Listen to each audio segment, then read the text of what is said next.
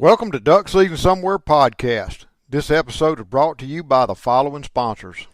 GetDucks.com, your proven source for the very best waterfowl hunting adventures. Argentina, Mexico, 6 whole continents worth. For 2 decades, we've delivered real duck hunts for real duck hunters. And USHuntlist.com, because the next great hunt is closer than you think. Search our database of proven U.S. and Canadian outfits. Contact them directly with confidence. Trust is earned. By the numbers, 121 waterfowl subspecies bagged on 6 continents, 20 countries, 36 U.S. states, and growing. I spend upwards of 225 days per year chasing ducks, geese, and swans worldwide. And I don't choose shotguns for their brand name or the cool factor. Y'all know me way better than that. I've shot Benelli for over 2 decades. I continue shooting Benelli shotguns for their simplicity, utter reliability, and superior performance. Whether hunting near home or halfway across the world, that is the stuff that matters. Sit means sit and stay until it doesn't. No matter how well or how often trained, retrievers want those ducks as badly as we do, maybe even more. Chardog might be titled, but she's still just a dog. I'm over 50 years old and I still do dumb stuff, trust me. Retrievers are family. I wouldn't endanger my children near heavy traffic, and I'm not going to risk my dog jumping in front of blazing guns either. Gundog Outdoors' patented quick-release safety system is fully adjustable, tethers to any blind or stand, has titanium stakes for frozen ground, and a quick-release marine-grade shackle to quickly release Fido when the smoke clears. Visit gundogoutdoors.com. Connect with them on Instagram at Gundog Outdoors to see their growing line of Gundog safety and performance products. Enter hashtag GetDucks to receive 15% discount off of your first order. Boss Shot Shell's copper-plated bismuth tin alloy is the good old days again. Steel shots come a long way in the past 30 years, but will never, ever perform like good old-fashioned lead. Say goodbye to all that gimmicky, high recoil, compensation, science, hype, and hello to superior performance. Know your pattern, take ethical shots, make clean kills. That is the boss way. The good old days are now. It really is duck season somewhere for 365 days per year. Duck Season Somewhere takes me year-round to worldwide destinations where I visit with the most interesting people. I'm your host, Ramsey Russell. Join me here to listen to those conversations. Welcome back to Duck Season Somewhere from Pennsylvania. I'm full as a tick. Man, I am full as an absolute tick. I've been eating for, 12 hours solid. I've eaten about 10 meals in the last 12 hours. And I'm here with my buddy Dave Beck. Sorry about that, Dave. And Tyler Coleman. I'm in Pennsylvania. We had a duck hunt this morning. But look, as y'all have seen in the social media, it's all about the hospitality. I show up, and Dave's wife, Elizabeth, I'm like, have y'all got a Sunday school group coming over? Is this y'all's annual Christmas party or what? I mean, there was food laid out for an army. And it was all very good. And after the first appetizer, I was stuffed. By the second appetizer, I was full. Then she brings out pork chops and green beans and mashed potatoes and dessert. And this morning, and I know all the wives listening do the same thing for their duck hunting husbands. This morning at 4:30, there was bacon and a skillet full of scrambled eggs and cheese and homemade double risen cinnamon rolls and homemade bagels. And what was the Dave? What was that flat meat we ate this morning? Scrapple. Scrapple. I think of it like hog head cheese. Mm-hmm. You know, Sal's or something like that back home. It's very good. Good way to start the day. It'd been even better if there'd been a recliner in the duck blind where I could have just laid back and taken a big nap after that. Like We'd after still be there. Then we come in today and there's more food. I'm like, calf rope. I quit. I just need coffee for this podcast. But hey, y'all listen up. This is a great podcast. I know this is my first time to the state of Pennsylvania, let alone duck hunting. Dave, how are you this morning? I'm excellent, Ramsey. Tell everybody who you are and what you do and all that good stuff. Well, Dave Beck's the name, and I work for Kanati Taxidermy and reside here in Pennsylvania, and avid duck hunter, avid waterfowl hunter. Dabble around in the big game a little bit, and just You do some big game hunting. I know you've been to Africa. Do you think your big game interest is that a function of just your hunting interest, or is that a function of working at such a humongous taxidermy shop as Kanati? Did that ignite you? Yeah, it's kind of funny. Growing up, I had a dentist that was a big safari guy, and I always thought my whole life, like, oh, well, you got to be a dentist or a lawyer to go do something like that. And always been interested in the big game, and then started working at Kanati, and I started meeting these guys, these customers that were everyday people like us who were just coming back from their first safari. And that really sparked the flame for me to get over there. Going to convention. Now, I shot whitetail deer since I was a little boy, and still like to go out and shoot whitetail deer. And for my vacation, it doesn't involve waterfowl hunting at all, but I will go sit somewhere with a rifle. And but I tell you what, going to convention really lit a fire into me. It's like all of a sudden I'm walking around seeing these beautiful animals, going, I want to shoot one of those. Yeah, and there's so many. Yeah, it's many of them. The world's full of them, more than ducks, that's for sure. Yeah. Tyler, what about yourself? Where are you from, and what do you do? My name's Tyler Coleman. I'm from Pennsylvania. Not far from where we hunted today is where I was born and raised. I am the duck guy in at Kanati Taxidermy. You are the duck guy for sure. That's all I do. Is a bit of a bird nerd. Some people have referred to me as, but yep. So I do all the birds in at Kanati. How did you you're born and raised right here in Pennsylvania? Yep. How did you get into duck hunting, and how long have you been duck hunting? I've been duck hunting since I was 12, and since then I probably only shot one deer, so all I've ever really done is hunt ducks and geese. My best buddy, Nick Barry, he got me started when I was 12. Probably before that we were shooting doves in fields, but by 12, him and his dad would take me along for ducks and geese, and it has blossomed into what it is now. Nick and I still gun together too, so that nothing has changed there. Is there an age thing in Pennsylvania before you can legally start to hunt? Yep, 12 is legal age for duck hunting. They do mentored programs for deer and turkey, so you can get kids in as early as like 4, I believe. Honestly, yeah, it's really? If they are with a mentor, they can harvest a deer and a turkey. Wow. Mm-hmm. But no mentored programs like that for ducks yet, but I know we've been talking about it for a while with the state, just trying to get something implemented at such a crucial age, just even if it's getting them out there a little bit before 12. Because Forrest started going when he was probably 5 or 6. Shot his first duck right before his 6th birthday. That's awesome. The quicker we can get kids out there, the better. And I'm sure Pennsylvania DNR is no different than any other state DNR. They need hunter revenues. Mm-hmm. So get them out there, guys, if y'all are listening. What do you remember your first duck? A mallard. Was it hunting similarly to this morning? Probably at that age, it was probably more of a jump shoot, more of a sneak up on them. We didn't know a whole lot with the decoys. We would just walk some of the pasture creeks and things like that before school or after school, kind of sneak up on those unsuspecting mallards. But since then, we've tried to mature into decoying and doing it that way. There's a lot of creeks out here. I mean, did you jump shoot a creek, or was it a stock tank? Or? Yep. It was a pasture creek with cattle in it. Yeah. So they had it chewed down pretty good, but it had a lot of bends in it, and you can definitely sneak up on those bends. And as a kid, I mean, it was no problem to crawl up on them if we really needed to, but it was whatever we had to do. It was an adventure.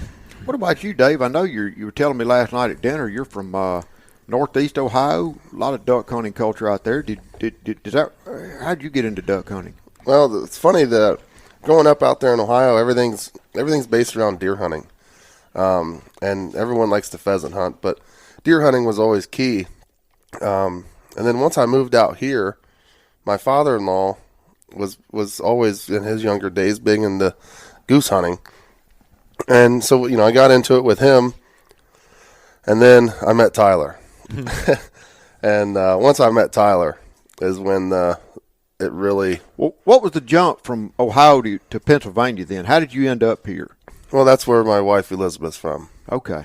Yeah, she's from this area, and once my you smelt that home cooking all the way over in Ohio, and it led you to Pennsylvania. Yeah, she tricked me. As soon as she was pregnant with my boy and he was born, I came home to a for sale sign in the house. So we moved here. I don't know, about 8 years ago, I'd say. Yeah. So ever since then, we've been chasing ducks and geese. What talk about the duck hunting? Y'all jump in and talk about the duck hunting here in PA because was it very typical? Was this morning? How did this morning compare to a typical setup? Today was absolutely Pennsylvania style duck hunting. I mean, we scouted these ducks for a week or two and had a good trickle, had a good scouting report. Show up today, and not as many showed up. Right. It can get good in Pennsylvania. It absolutely can. You do have to do the work. You have to scout. You have to find them. You have to pattern them, and you have to be understanding if they don't show up. Yeah, because that's Pennsylvania. Well, that really does describe duck hunting everywhere. What a beautiful setup this morning because an old golf course that is now agriculture. Never done that before, and if you kind of stand up there around the home.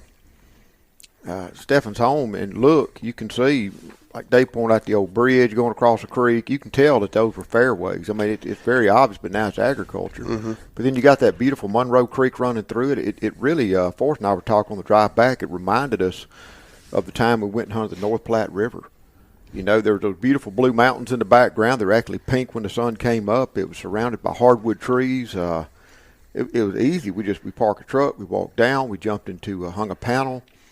And, you know, the furthest shot down at the pool, because like in the past they had built, it didn't stop the water, but it slowed it and built this little pool. And I'm going to say right now with the water level like it was 25 yards furthest distance. But then you had this narrow winding stream coming in to the right. And it was aesthetic. It was nice. And it had the birds done it, they'd have done it right. Those first four absolutely gave it up like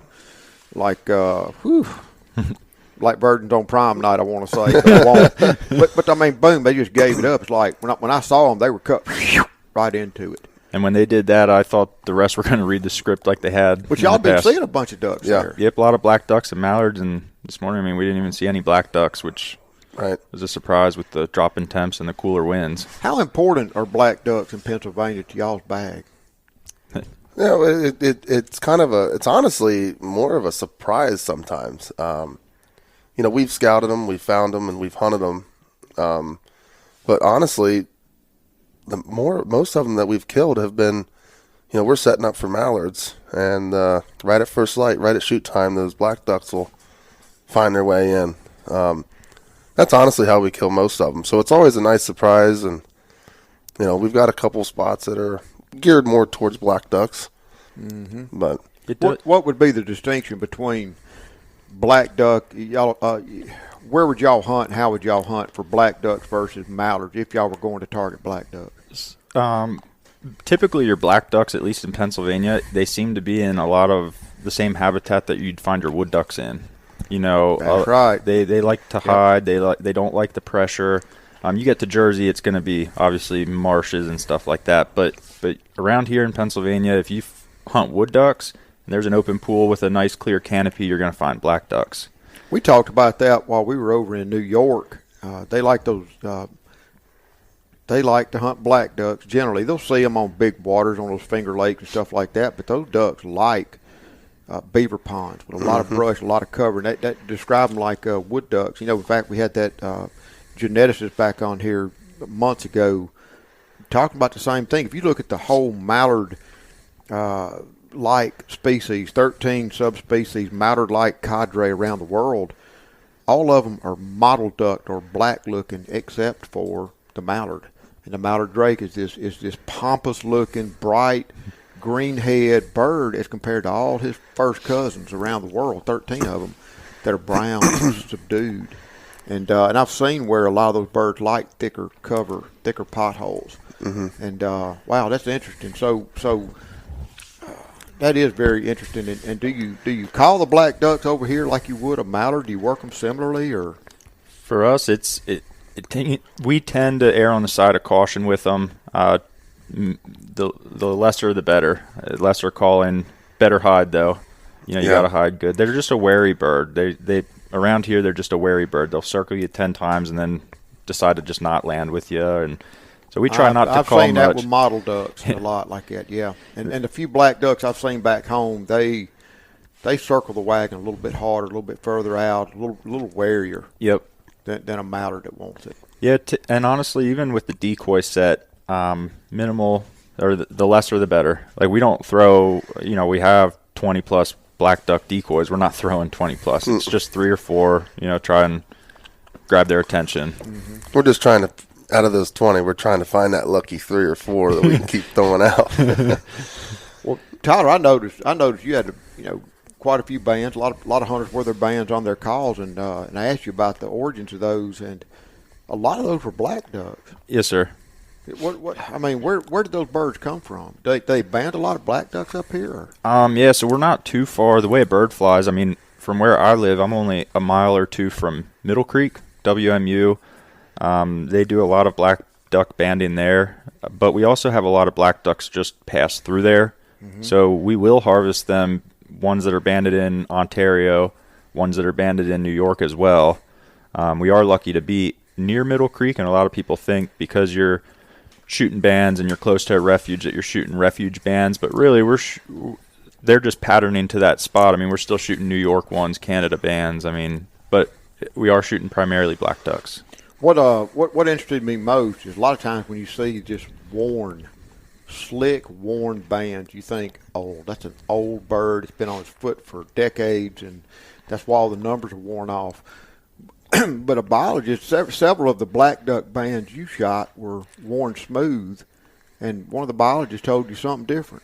Yep. So at least 2 of them I shot last year. They were only 3 to 4 years old, and I had to acid etch them to actually get the numbers off. And when I got the reports back, knowing they're only 3 to 4 years old, I was just like, I just don't know how a band wears like that. Yeah. Reaching out to the one biologist that helps do the banding, and she said that the metal they're using on the bands, in some of the iron-rich waters we have in Pennsylvania, if these black ducks are standing, loafing, just having their feet down in that running iron-rich water, it'll actually wear the band smooth. So here we thought we had these really old, mature black ducks, which they were mature, but they weren't as old as we were dinosaurs. Thinking. Yep, they weren't as old as we were thinking. So yeah, that's so interesting. You learn something every day about this stuff. Well, how did you get into bird taxidermy? Become the bird nerd? How did you become that guy? Well, this is a good one. So I can think about, I was doing lawn care work, and I looked in our merchandiser, which is a local little paper, and I saw Kanati, which was Wildlife Studios at the time. They were hiring.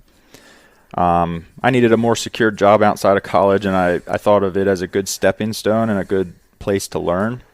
And here I am 6 years later, and I'm still here.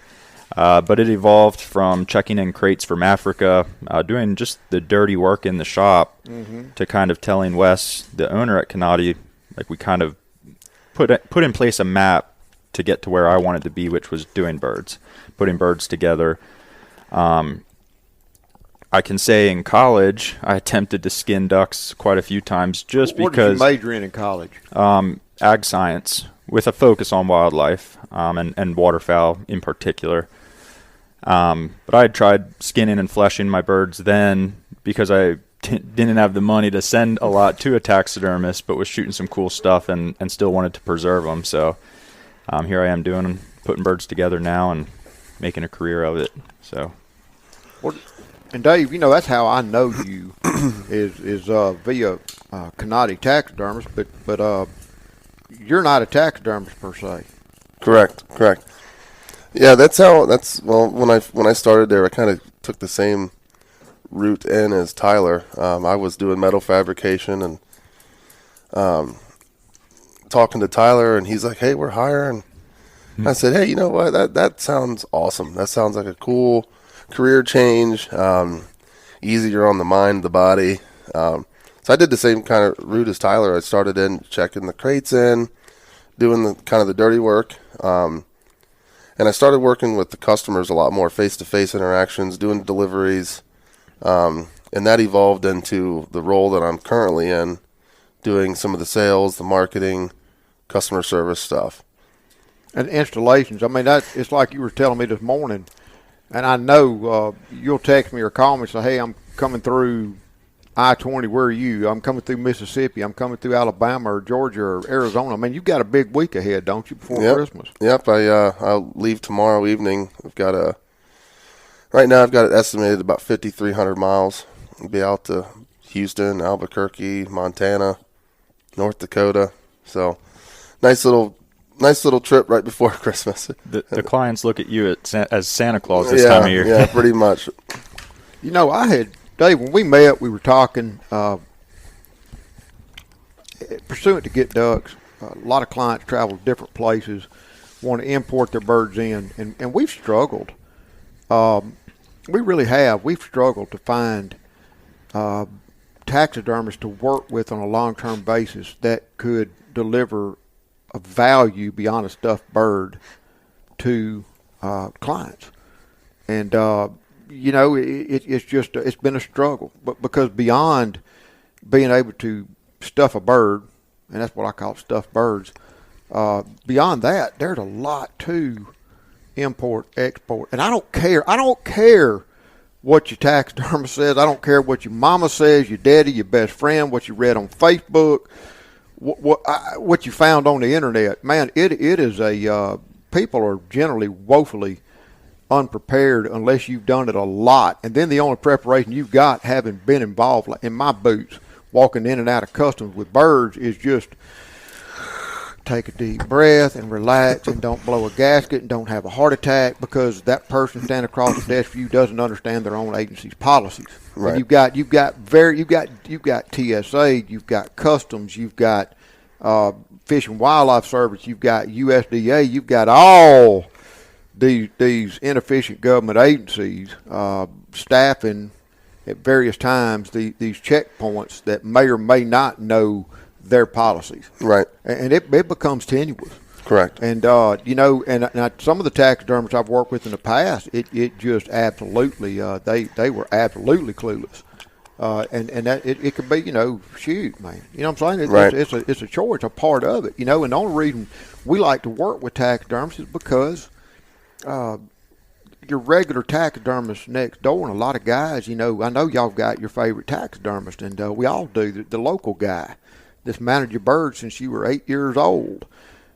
Man, those guys probably don't have USDA, or they probably never dealt with birds coming in, or they've never had to receive a call from a client in California at 11:30 a.m. because somebody in Sacramento didn't understand their own policy, and they needed somebody to call that could walk that person through their own policies and stuff like that. And that's really, you know, Kanati is a huge breath of fresh air for Anita and I, because y'all can provide support beyond the birds. Correct. And we had a client come through somewhere in California, I'm thinking of, and I guess it was with very easy birds from a very easy country, and still. Who in the heck, I was thinking, because he's in California. He was coming through at night, which would put it about 11:30, almost midnight this time, when he called your cell phone number. Yeah. And you got on the horn with whoever was giving him some grief and walked him through it. Yeah. Yeah, that was, you know, that was a perfect example of two people working at customs that just simply did not know their own policy. He had everything he needed. He had it done correctly, but, you know, they just simply didn't. It's like they didn't even know what they were looking at, and they were so confused that for a second I thought, man, maybe I'm saying something wrong. But I was able to hop on Google. I got on the USDA, U.S. Fish and Wildlife website. It was all right there, and I'm like, no, this is it. He has the right form. It's all filled out. You guys have the 177 form that you're supposed to have on file. And, eventually it ended up going till the next day. They were able to get his birds into cold storage with the airline, which was, honestly kind of a surprise. I didn't think that was going to work out. But they were able to do that, and then the next day, I was on the phone with the supervisor, and the supervisor was like, "Yeah, he has everything. I don't know what the issue is." Right. So, and then the customer now has to go back to the airport, pay for storage and stuff like that. But, at the end of the day, I just had to assure him, like, yes, you're going to get your birds, because that's what he was worried about. He's like, I went all the way over to Azerbaijan, shot these birds, wanted to bring them back, and here I am. He was freaking out. When you start going on some of these long trips like that, just the time and travel can be stressful enough to those that don't do it 225 days a year. It can be a little harrowing, and then when you're finally back on U.S. soils, you have to deal with this, and it's. I think I know what the rules are. I read the rules. I call the Fish and Wildlife Service. I call the different agencies. We try to stay abreast of this kind of stuff. We try to provide assistance, but the rules vary from agency to agency. It then varies from shift to shift. It then varies from supervisor to supervisor. It then varies from person standing across the desk to person standing across the desk. And it's like sometimes they're making this stuff up. Well, that's what I was going to say is you can't prepare, no form, no law, no rule, no guideline can prepare you for somebody else's interpretation of that law, rule, or guideline. Yeah. And that's what this customer had kind of run into. So that's and again, think about how many people come through customs every day. How many times do they deal with this? So yeah, that might have been those guys' first time they've ever dealt with this, who knows? So, I tried to stay, you try to stay calm and cool about it because again, at the end of the day, you fire those guys up, you're not getting your birds back. Oh yeah. You just got to be, even when they're doing it wrong. Mm-hmm. Even when they're doing it wrong, I've learned to just take a chill pill and deal with it on the back end. We had some clients come in one time, and I didn't mean to turn this into this kind of conversation, but it interested me. We had some guys come in from Dallas one time, and man, I had walked them through. We had stayed up that night. We'd gone through their paperwork. We'd identified their species. We'd filled out the 4177s. We collated all of the outfitter permits, the licenses, the tags, everything. I said, all right, do not lose this. Staple it to your chest, whatever you do. When you go through customs, take a deep breath, walk through, get in line, let them deal with it, let them wrap it in yellow tape, let them rubber stamp it. Ask for copies back. They're supposed to keep the originals and give you the return copies, and then go on about your way. And so my wife was with me, and we were sitting in line gone through customs, got our, I didn't have any birds. Got in line to go through the x-ray machines to get back into the airport, and here they all come. I'm like, what are you doing? Y'all can't possibly, there's no way y'all went through customs and got all this done. There's no way. They just waved us on, said they were busy and just going through. So I guess we don't have to do that. And I go, well, that guy, whoever waved you on through, he's not on the hook for the next 5 years in breach of U.S. Fish and Wildlife Service rules. So let me email somebody in Arlington, Virginia, and get some contact. So they spent the next 5 days calling down to Dallas and speaking to U.S. Fish and Wildlife Service, and then getting all their paperwork done after the fact. It can be cumbersome. Yeah. And my point is, travel, import your birds, do right, try to play by the rules. We've got support for clients, but to get back on track, it's very comforting working with a taxidermist of y'all's stature that has that support. I mean, y'all have got how many thousands of animals coming through from Africa, from big game hunts, from all this stuff. That's all y'all really do. I know y'all do a lot of local birds. I've now got a lot of clients that shoot a wood duck and ship them to you. Correct. It's just because your work is good. And we're going to get on this in just a little bit. I want to talk about some of this taxidermy stuff a little bit because y'all's work is great, but your timeline for turning it out is, wow, wait a minute. What do you mean? What do you mean my bird's ready in 10 months? Right. You mean it's not 2 or 3 or 5 or 10 years later? Yeah, and that's one of the biggest sales points.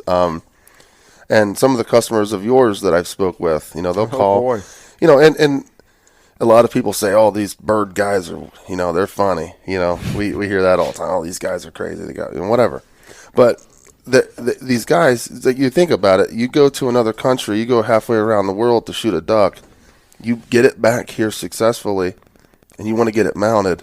Well, those people are used to hearing these just crazy turnaround times.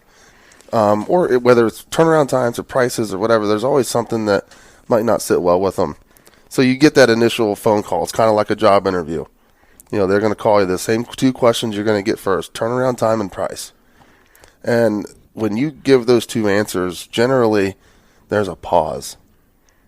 And they turn around and they say, "So you're going to have my duck done in under a year?" Mm-hmm. And that right there is when I know there's going to be birds coming. That's been and that goes true with everything we do. But why is that, Dave or Tyler? And I know you've got a massive staff. I know you've got, I'm going to say, a dozen people. And I know that Tyler is not always the only. You're not a one-man bird operation. Right. You've got staff plural. You've got big game guys. You've got cat guys. You've got habitat guys. You've got a whole shop up there. You've got 2 ladies that do nothing but admin. I know my clients have talked to some of the ladies up there that just call them up and say, "Hey, I need your paperwork. Hey, I got something for you. Hey, what about this?" And I know they call me, but hey, I need your deposit. Blah blah blah. Just keep me going on time, kind of like Miss Anita does for our business. That's a whole big difference from a one-man show sitting in his garage right in his backyard shop stuffing birds. It's Right. a whole big thing. Why do y'all think it is? Well, I'm asking you to articulate why y'all have a 8-month to 12, 13, 14-month turnaround. You've got this pipeline of birds coming in, birds going out. You're able to get your other taxidermists involved and get this stuff going. Why are y'all able to turn this stuff out when so many taxidermists put them in a freezer and get busy doing something else and forget about it, it seems like? Well, I'll start by saying I think what keeps us going at Kanati is we do have the organization. We do have other people overseeing what we're doing as well. Yeah, it is a team. And really, if one member of the team falls down, you have other people stepping up or looking to help. So we all have this deadline we're working on. That's across the board. But if I had to say what gets me the birds back to the customers faster is knowing the only way I can hunt is being ahead of that list. And I'm hooked on this. So it's one of those. And get paid. Yep. And Right. if I don't get birds back in a timely manner, I'm not hunting birds. It's an obligation. It's a responsibility. I've said this in previous podcasts before. Your brand, be it your personal brand or your corporate brand, is not your logo. It's your promise and your relationship with the customer. And what do you think about taxidermists that don't even answer the phone call or email when asked a month or 5 or 10 or 20 later about their bird? What do you think about those? What would you say as a person or as a taxidermist about that kind of taxidermist? So I will also say at 12, 13 years old when I shot my first bird, I think I got that back from a taxidermist when I was maybe 15 or 16. Yeah. That's the kind of stuff I know these people are waiting. I know that feeling that they have waiting for their bird as well. That's a big thing. Well, one thing I can say, like to answer your question, taxidermy is one of those things that starts for most people as a hobby. Mm-hmm. They start mounting whitetails, and they're hanging. They go kill a whitetail. They mount their own whitetail. They mount their dads, their brothers, and their buddies. Well, word of mouth, the number one form of advertising. Your buddy goes and tells his buddy. Well, now you got another deer coming in, and next thing you know, what happens is, and we all know this, it's hard to turn down cash. So, you've got another guy calling, "Hey, $500, $500. Well, hey, I just made $10,000 on my hobby." Well, now that hobby takes a pause. and that pause just keeps getting longer and longer. Full-time job. It turns into a full-time job that you still have to go clock in somewhere, and then you come home. So you've got a family, you've got kids, you've got all this stuff going on, and that's the story that I hear a lot. And talking to all of our customers, going on these deliveries, I've delivered elk to people that they shot just this past season, and they say, well, it's cool to get this year's elk back before my elk from 2 years ago. And it's just it's honestly it's the same story over and over and over. And let's be real, it's not how many birds or how many deer you get in the freezer, it's how many you're getting out. Like right. Right, and it's the famous quote is there's a lot of great taxidermists out there. All right. Now, just because you're a good taxidermist doesn't mean you're a good businessman. Mm-hmm. And the same could be said about all correct. craft and skills. I mean, plumbing and outfitting and guiding and taxidermy. I mean, yeah, it could be said booking agents. It could be said about a lot of stuff. Right.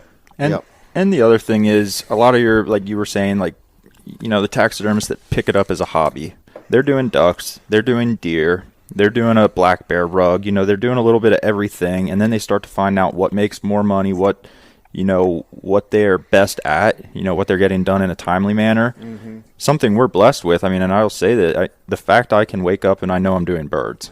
I don't have to touch a whitetail. I don't know if I could assemble a whitetail, to be honest. It is, for me, it's birds 24/7, so I know what I have to do. You become more timely at that, and you become better at it too. I mean, if you're jumping from a whitetail and then you go assemble a duck and then you're back to a whitetail and then you do a black bear, I mean, you're really never honing in on your skills, You're just you're broadening everything. Exactly. You're broadening your you're broadening your skills, but you're not jack of all trades, expert at none. Exactly. Right. And in this world, let's be honest, if there's anything that you could be an expert in, it's those like trade jobs. Nobody wants to get something welded by a guy that can't weld, that actually does plumbing. Yeah, and I just feel like seeing Tyler's work, and I'm not gonna badmouth all these taxidermists, but I go to a lot of houses, and you can almost tell which animals were just kind of slapped together.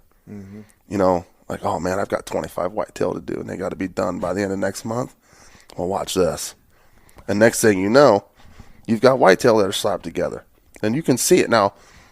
To the average eye, 6 foot rule, they all look good. But when you step up to them and you look, you can tell where the corners were cut, time was saved. And going back to Kanati, that's something that we just simply won't do. But at the same time, we are watching the clock. Yeah. So we're not we're not letting that time tick and not be working though. We are watching the clock. That brings up a good point. I was just fixing to ask you, Tyler. It's been my observation. I've dealt with a lot of bird taxidermists. I've got my own meager collection represents a lot of different taxidermists, and some better than others. But it seems to me that some of these guys out here, they're really, really, really good ones at times.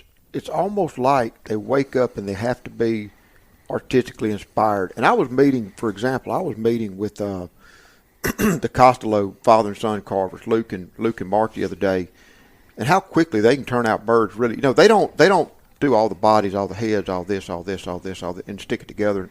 They take a block of wood and they make a gadwall. They take a block of wood and they make a mallard. But really, after thousands of birds of doing it and expertise and world championships, they can turn it out boom right. And if they've got an order, they can go to the shop and they can turn it out in that day. They don't have to wake up and go, I just ain't feeling creative this morning. I'm just not feeling artistic. So, like I would have done when I was trying to carve my little meager decoys. If I didn't feel creatively inspired, I didn't go do it. But I mean, you get up and you punch a clock and you turn out your birds. Yes, sir.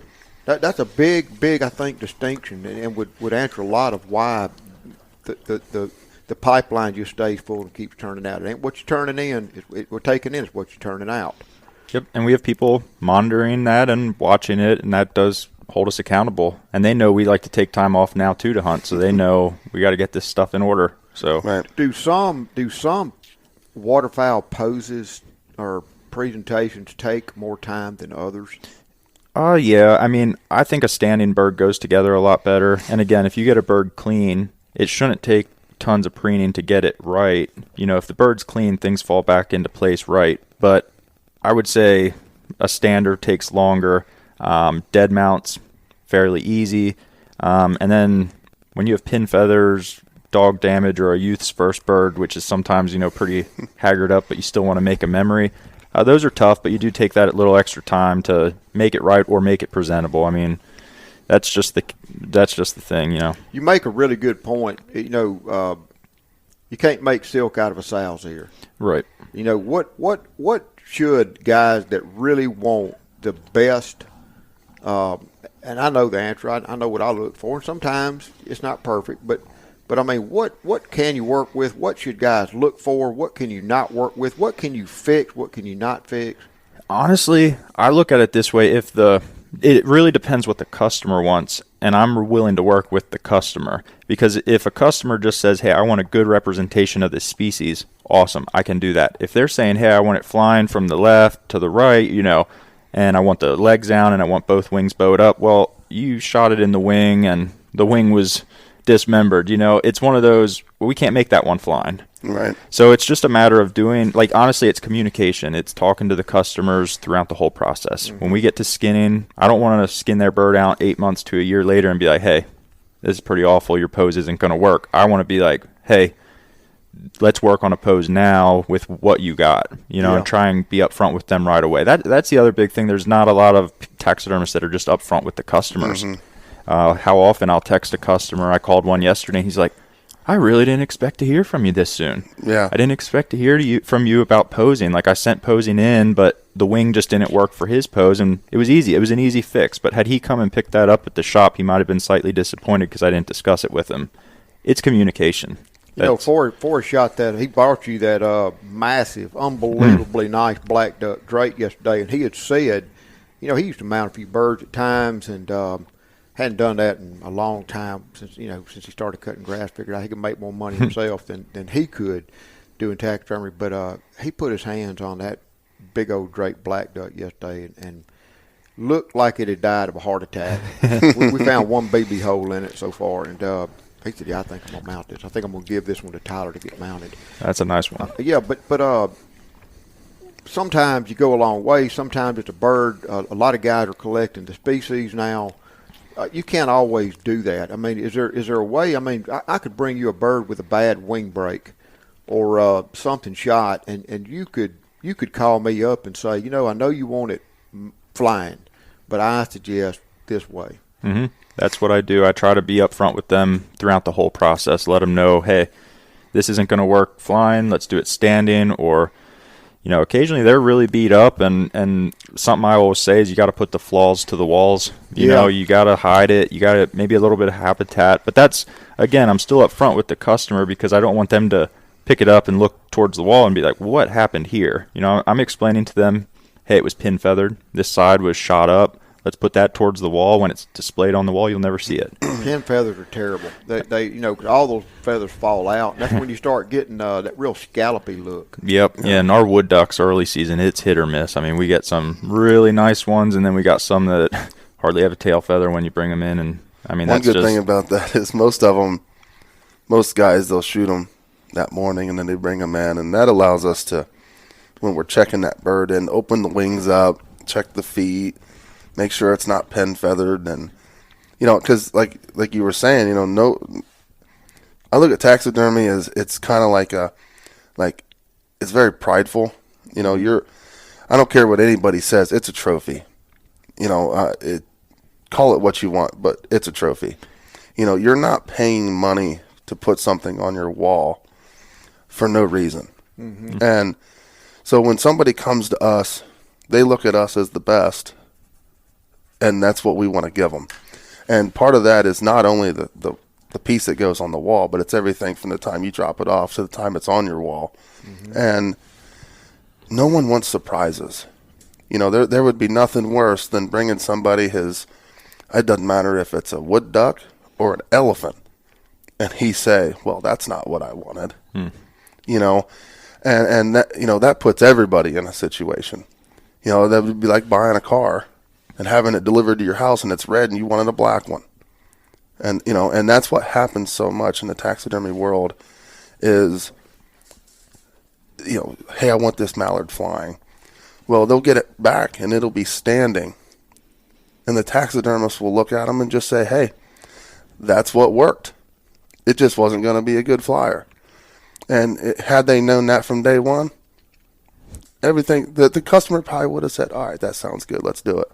So, and the thing there too is, as a taxidermist, it's also a representation of your work. So you want to be open and communicate with them because, yes, we could make that mallard flying, but it's not going to look good.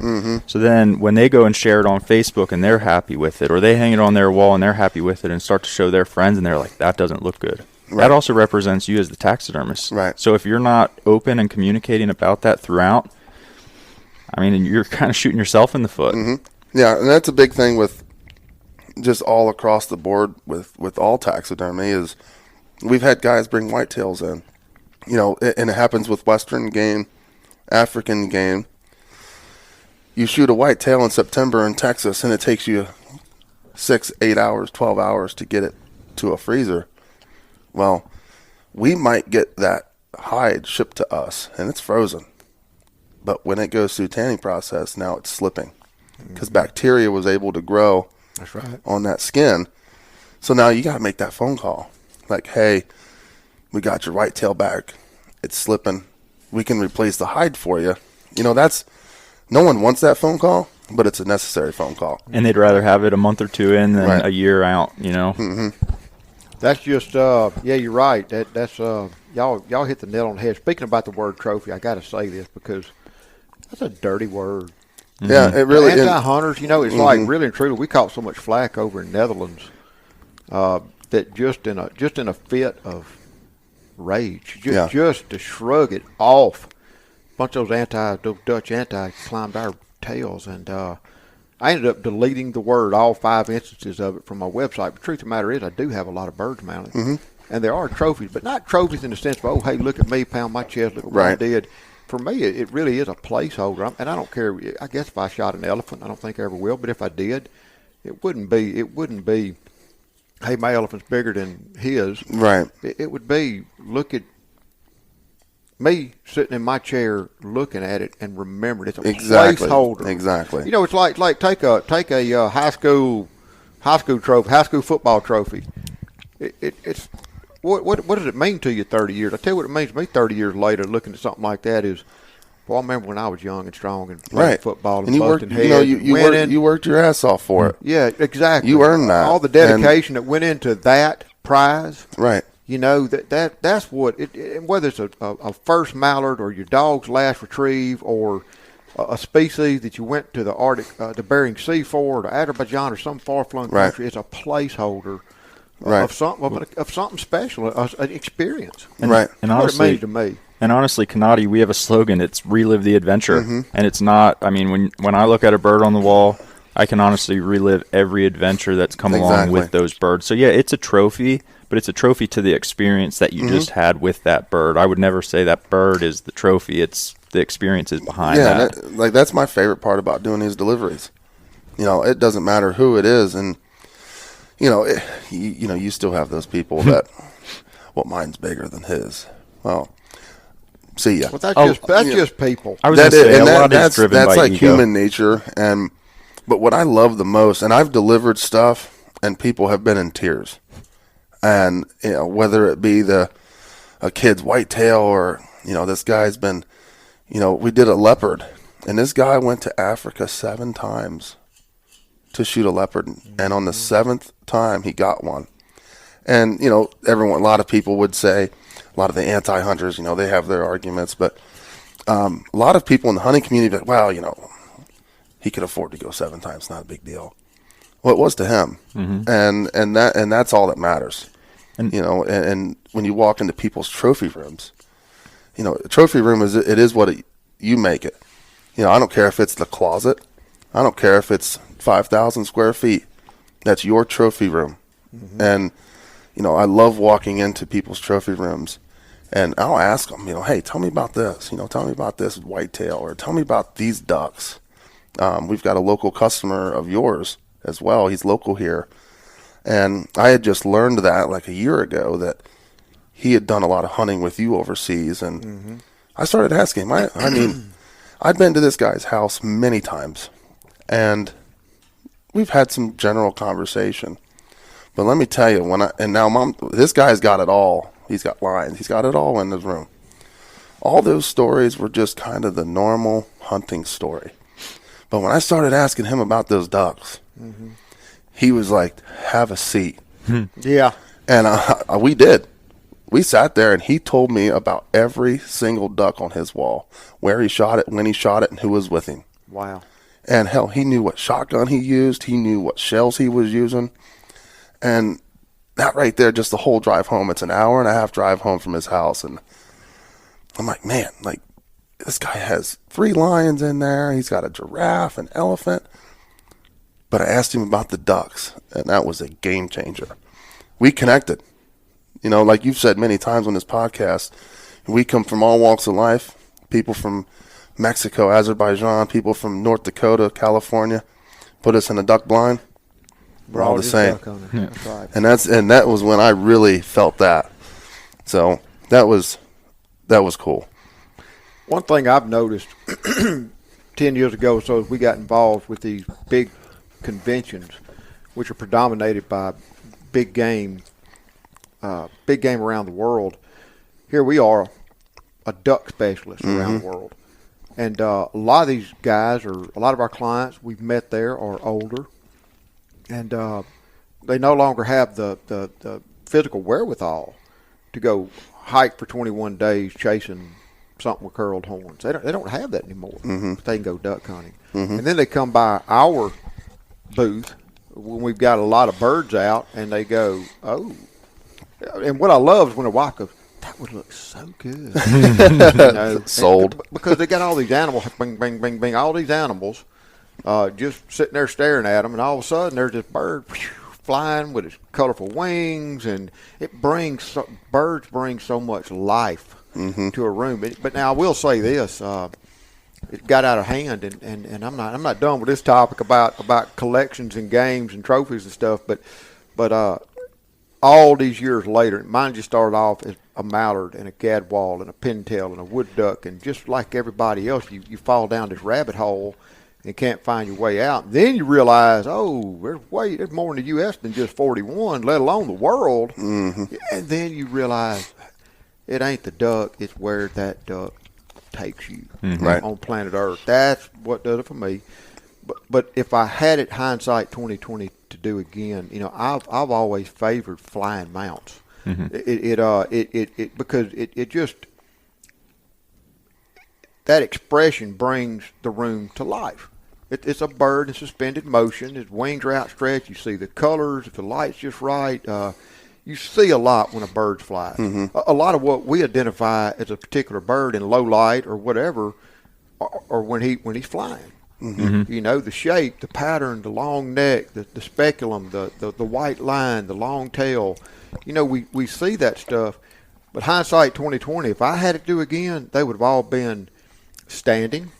Like you notice, Tyler, since I've been working with y'all the last couple of years, all my requests are standing or swimming, I call it, where their belly is kind of like on a piece of wood or on a rock, and it's where it looks kind of sort of like they're swimming, and maybe drop the head and give it a little expression to where I could just line them up on a shelf.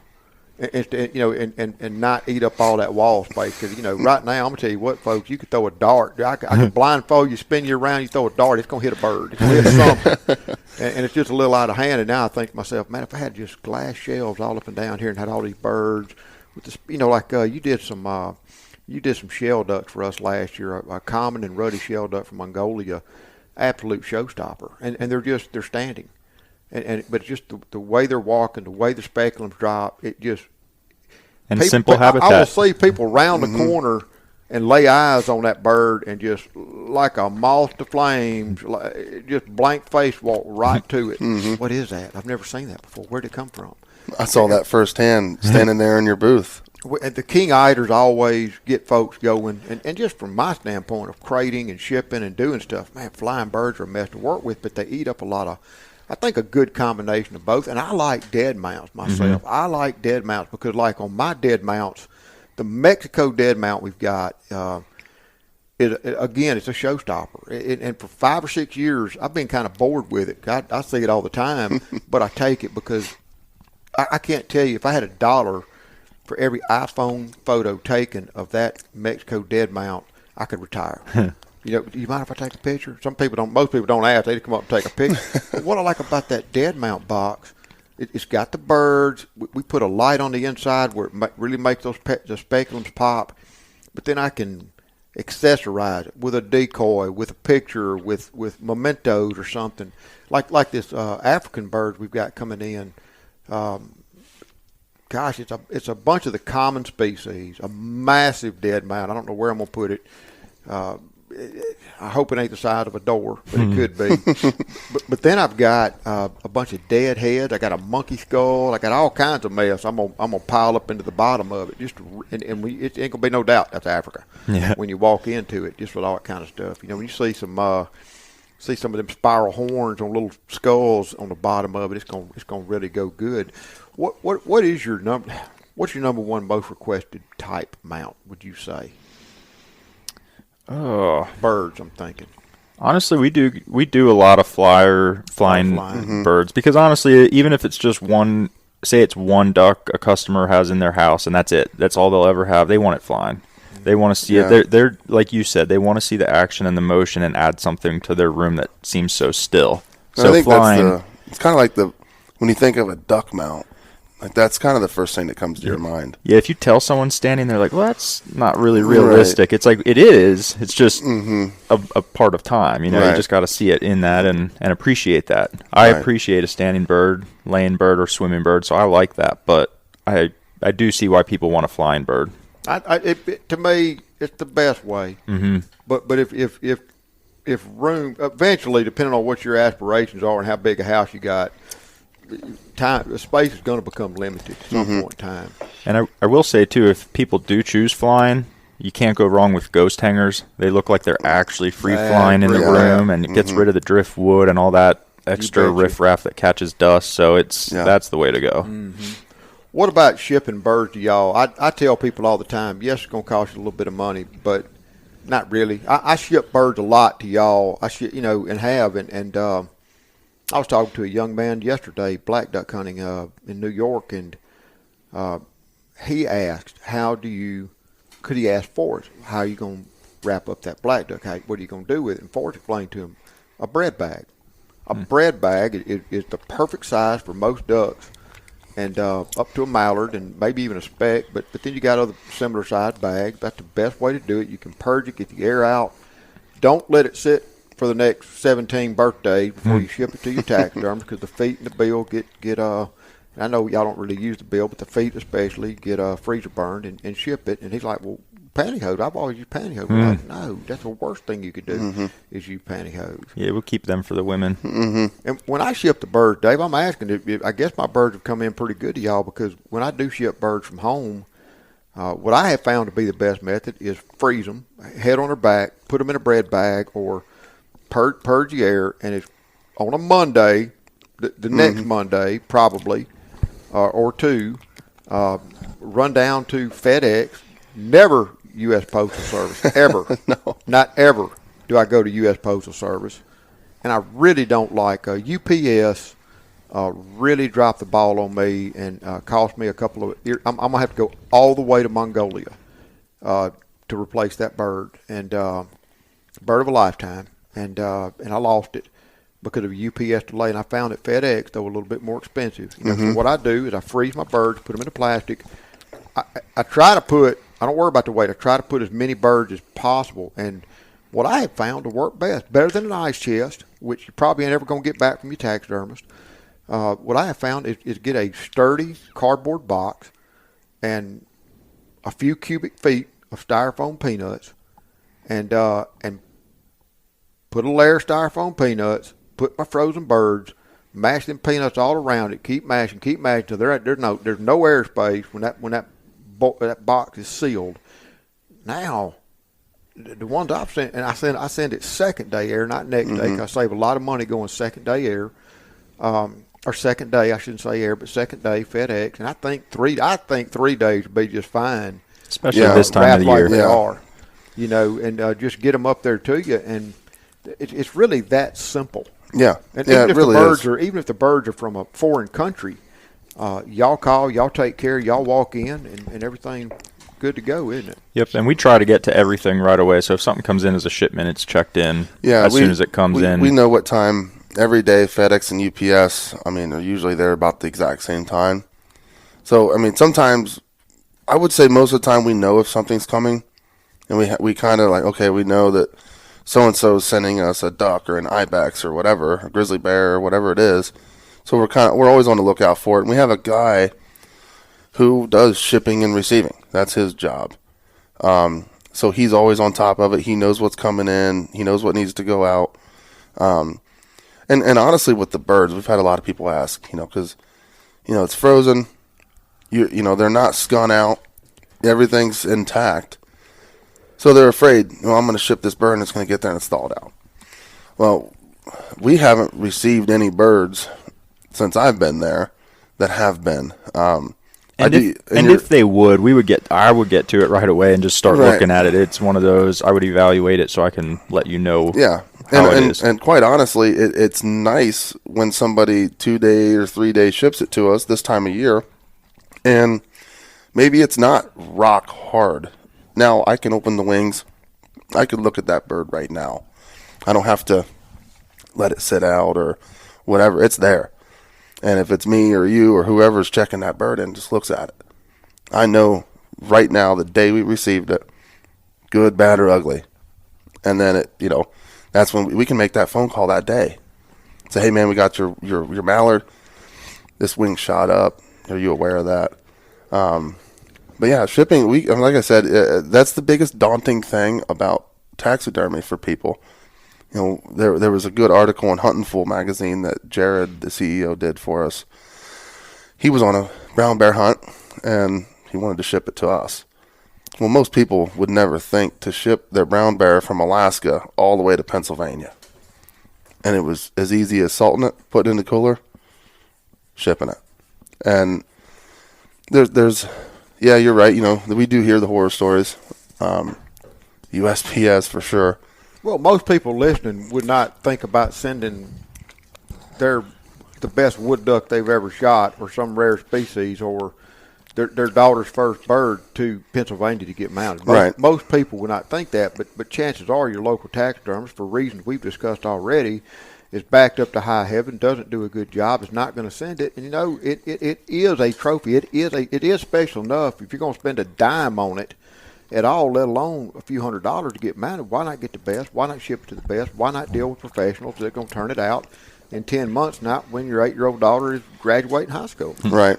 That's just kind of what I tell people. I'm practical like that. And the fact that y'all are, and this makes a huge difference for me, for guys that are coming from Mexico or a lot of these countries you can import birds, y'all are USDA approved, and that's not a cheap endeavor, and it's not a little paperwork. It's a lot of paperwork involved to keep up with that. And Fish and Wildlife Service is liable to come knock on y'all's shop door about an import you had 3.5 years ago. Yeah. And y'all got to go through a file cabinet and get the paperwork. Right. And it takes organization, like you said earlier, Tyler. It's a daunting process. It takes a team. It takes an organization. Right. Not somebody that's overwhelmed because he got a few hundred birds to get mounted, plus deer heads and turkeys and raccoons and largemouth bass. That's a daunting thing. So that's what's got me thinking about putting my birds and going to the trouble and learn how to perfect shipping my birds out of state. Right. Using second or third day. Yeah. And you spend a little bit more money now, but like you said, you might get a mountain back in 3 years and not be happy with it. And it could be a bird you shot in Mongolia, and you get it back and you're like, well, this isn't what I wanted. And so now there's two things going on in your mind. One of them's, when can I go back? So, you could could have spent a little bit of money to ship the bird, and now you're going to spend thousands of dollars to go back and get another one.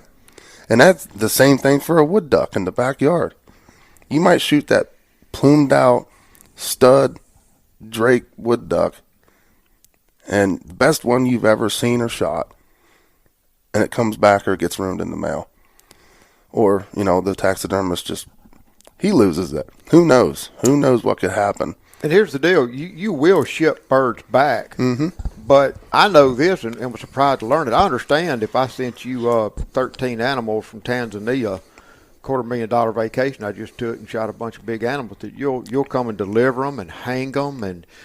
But you're running all over the United States of America, the lower 48, and you do drop off birds. I don't have to ship them again. You'll just be passing through and call me up and say, hey, Ramsey, I'm coming through.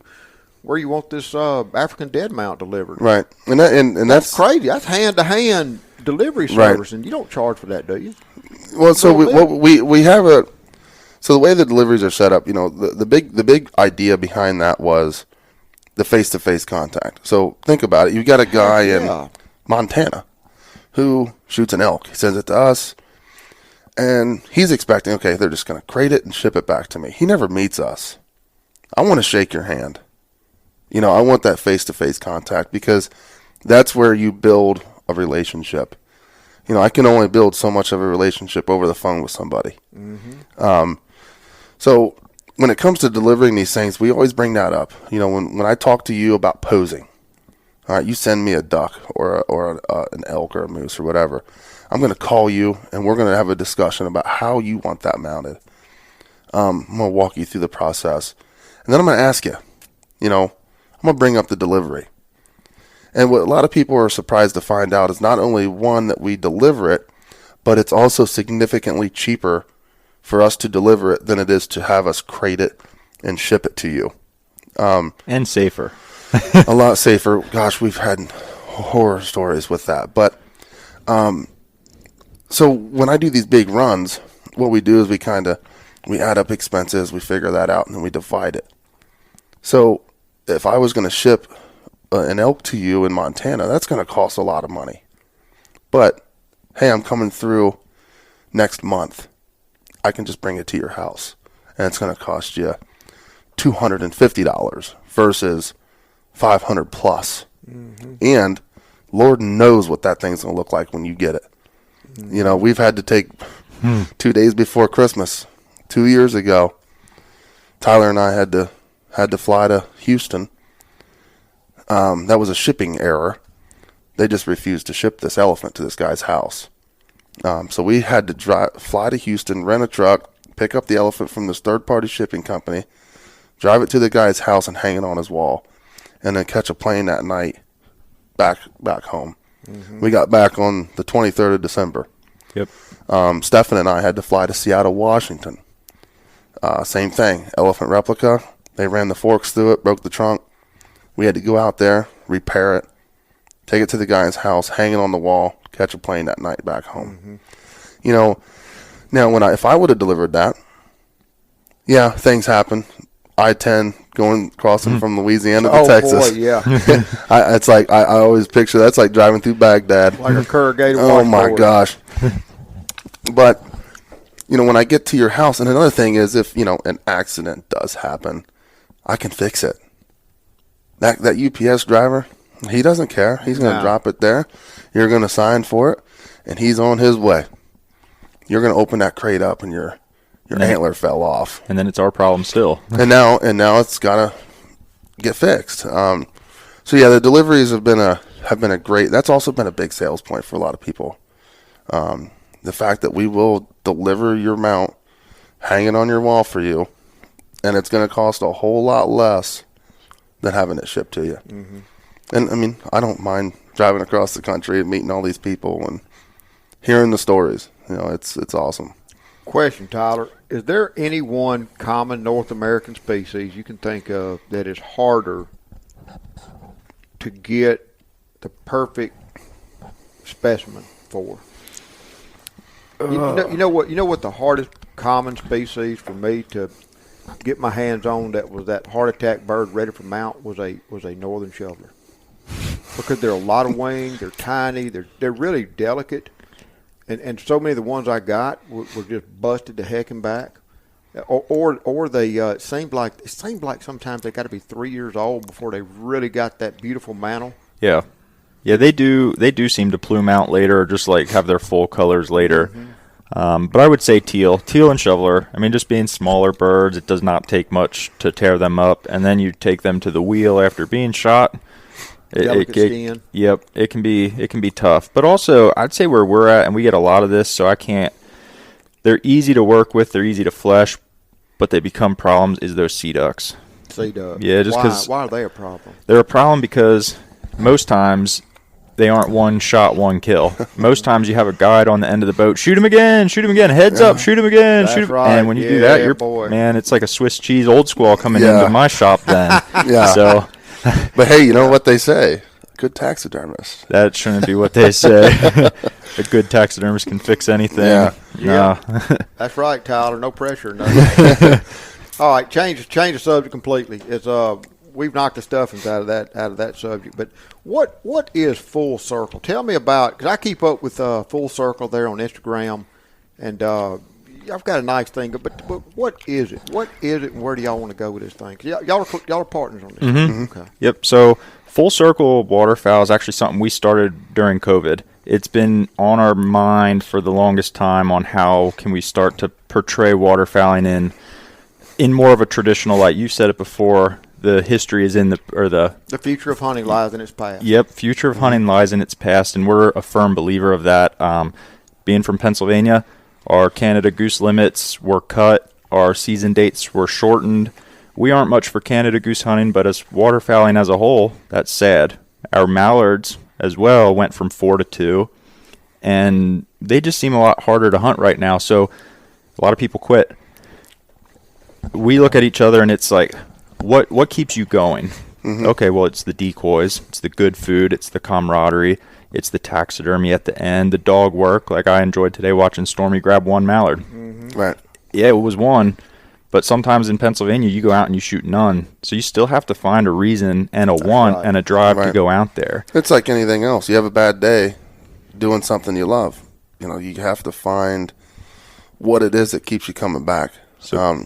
So we're hoping to take this and just to start to show people, hey, educate them a little bit. Hey, you want to learn how to carve? Here are some people, resources, and places you can learn from. You want to learn dog training? Here's some people, some places you can learn from. And it's just one of those that, for me, I feel, hey, we do it here. We don't do it on the level of the guys out in Ohio you were just with, but we carve decoys.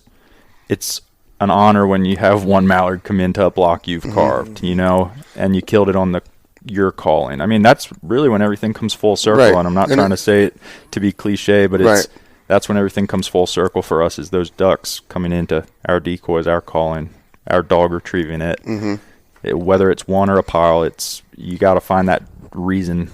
Yeah, and one of the other things, like I've always, on a personal level, you see this stuff on social media, you hear people talking, and we've always, we're in constant contact with each other.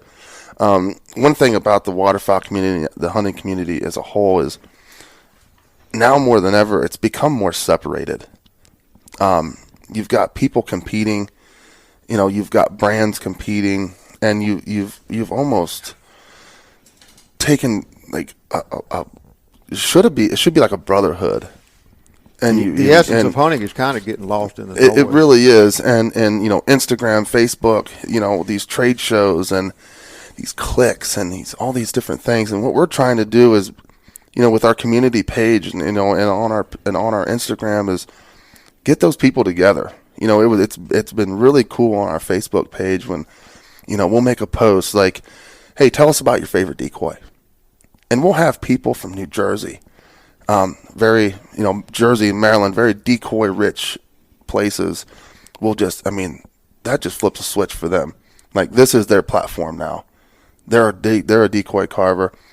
They're going to tell their story. And then the feedback from every one of those posts is awesome to read that. Mm-hmm. People who would never hunt together and have now joined up. And And what's cool there is, you just said it about the decoy carvers, for example. So you have the carvers popping on saying, hey, this is my favorite block, I'm from this area. But you also got the guys that have never carved in their life putting up their Victor. And you got people saying, oh, this is my grandpa got me this, or my great grandpa hunted over this. And it's inspiring, and it's a memory that way. So you got carvers understanding the people that also aren't carving decoys, but find memories in that decoy. We're trying to really just bring everyone back together. I mean, even whether it's cooking or whatever, we all have a reason we're out duck hunting, and I assume it's not always the pile. I hope that's not. why we're out there. It's not always the pile. It's never the pile. I mean, we scout and we want to be successful, but it's never the pile. Nobody listening, myself included, is out there to watch the sunrise. I mean, we all want to go out and shoot ducks, but that's just not reality every day. And you got to love duck hunting for what it is and what it ain't. Right. And the ritual, the experience, the friendships, the food, the dog work, the whole tradition is so important. It's increasingly important. And so I keep up with y'all, and I enjoy it. Where can listeners connect with Kanati in social media and online? And now I of course got a profile for y'all at getducks.com, and y'all are in my company catalog. But where can they hook up with y'all on Kanati Taxidermy? Well, on Instagram we're at Kanati Taxidermy. Same thing on Facebook. That's and you've also got at Kanati Waterfowl. Yes, we have at Kanati Waterfowl. Tyler and I kind of share duties on that. They look just at the birds. Yep. And then Full Circle. Yeah, you can find it at Full Circle Waterfowl on Instagram and on Facebook. There is a Facebook page, and then there's also a group. And the group, you have a lot of people, a lot of history, and a lot of people that have historical background hop on there, and just sharing everything that makes their hunts come full circle. It's actually really cool to see. Yeah. And it's educational too. Yeah. Folks, y'all been listening to my friends, Dave Beck and Tyler Coleman, Kanati Taxidermist, Kanati Elite Taxidermy, I should say, and also their own personal endeavor, Full Circle. Means a lot. Forrest and I are fixing to load the truck and point that dirty white truck a little bit further east, run 3 hours over towards New Jersey. Dirty Jersey. It's a dirty. I'll see y'all soon. Thank y'all for listening. Duck season somewhere.